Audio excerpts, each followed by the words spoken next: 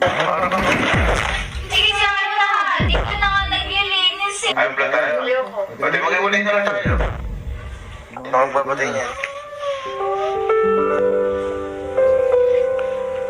Sige, okay lang yan. Magkikita pa rin tayo. Hindi ko alam po eh. Pagod kami ngayon dalawa na yan mag-i-sky. Gagawin po namin na to eh yung break-up prank. Patagal na po namin itong medyo dati pa. Ginagawa tayo ganito yung kunyari may babae ko na sa boss. Kaso hindi nga namin ito magawa dahil una sa lahat, hindi pa po kami nag-aaway ni Elma na kahit yung nagsisigawan, napakagmadula po natin. Lalo na yung humantong sa iwalayan. Kasi pag nakakatingin ako ng dalawa, tatawa kami. Kasakto, mayroong nag-request kasi dito si Ma'am Joyce Carrigal.